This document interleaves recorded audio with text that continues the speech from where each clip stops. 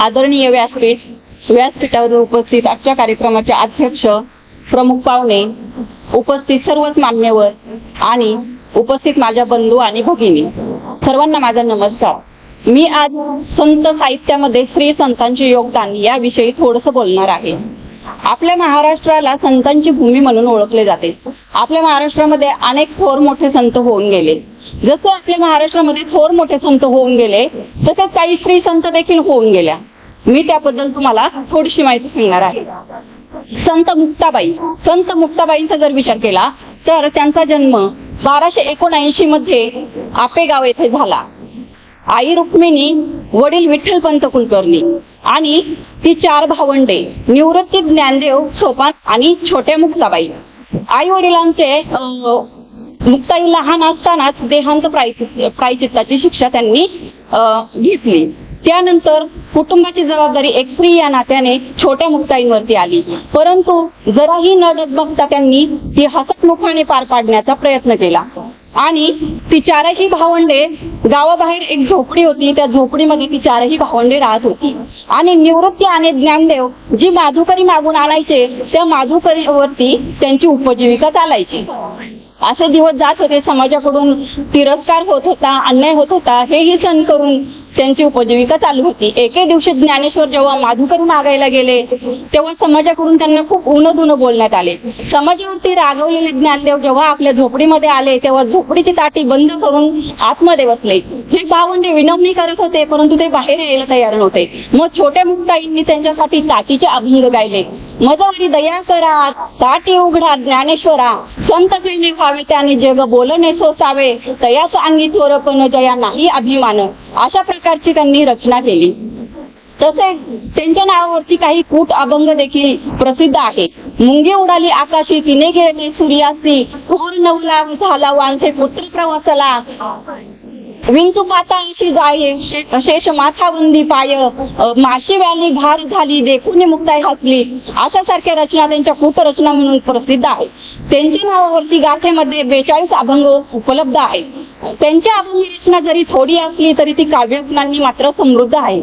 तसेच संत मुक्ताईप्रमाणे संत कानोपात्रा या देखील संत होऊन गेल्या. संत कानोपात्रा मूळच्या मंगळवेढेच्या श्यामा नायकिनीची मुलगी, परंतु आपल्या आईचा व्यवसाय पुढे न चालवता त्या भक्तिपंथामध्ये शिरल्या आणि भक्तिपंथाच्या मार्गावरून मार्गक्रमण करत असताना त्यांनी जवळजवळ 30 अभंगांची रचना केली आणि बिदरच्या बादशहाच्या पवित्र आक्रमणातून सुटण्यासाठी त्यांनी आपला देह पांडुरंगाच्या चरणी अर्पण केला. तसेच त्यांचे नको देवराया, अंत आता पाहू, प्राण हा सर्वथा जाऊ पाहे यासारख्या अभंग रचना आजही प्रसिद्ध आहेत. त्याचप्रमाणे संत सोयराबाई या संत चोखामेळा यांच्या पत्नी होत्या. त्यांच्यावरती खालच्या जातीचे असल्यामुळे त्यांच्यावरती समाजाकडून खूप अन्याय होत होता, छळ होत होता, परंतु अन्याय आणि छळ सहन करूनही ते विठ्ठल भक्ती करत होते. त्या विठ्ठल भक्तीच्या मार्गावरून चालत असताना संत सोयराबाई यांनी जवळजवळ 92 अभंगांची रचना केली. त्यांचे आजही 62 अभंग उपलब्ध आहेत. देहासी विटाळ म्हणतीचा कळ, आत्मा तो निर्मळ शुद्ध बुद्ध यांसारख्या रचना संत सोयराबाईंच्या प्रसिद्ध आहेत. संत सोयराबाईंप्रमाणेच संत जनाबाई सुद्धा थोर संत होऊन गेल्या. संत जनाबाई या लहान असतानाच त्यांची आई कुरुंडे यांचं निधन झालं. त्यांच्या निधनानंतर त्यांचे वडील दमा यांनी त्यांना पंढरपूरला नेलं आणि पंढरपूरला दामाशेट्टी या शिंपी कुटुंबाच्या घरी त्यांना ठेवलं. दामाशेट्टी म्हणजे नामदेवांचे वडील.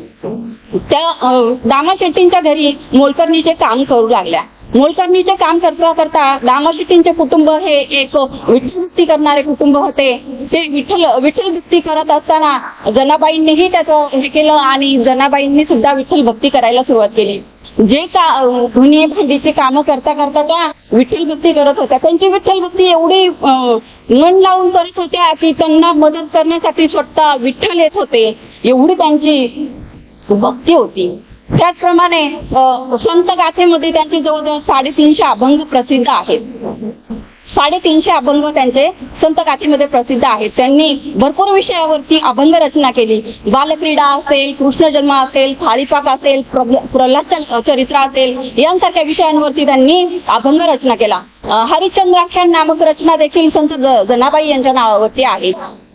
तसेच संत जनाबाई यांच्या थाळीपाठ आणि द्रौपदी स्वयंवर यामधून कवी मुक्तेश्वर यांना स्फूर्ती मिळाली होती.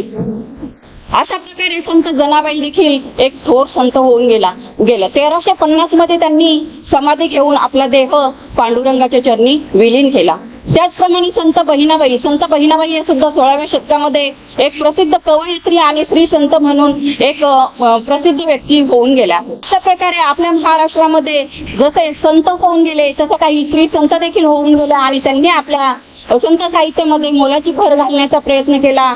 हे मी थोडंसं तुम्हाला सांगण्याचा प्रयत्न केला. एवढे बोलून मी थांबते. धन्यवाद.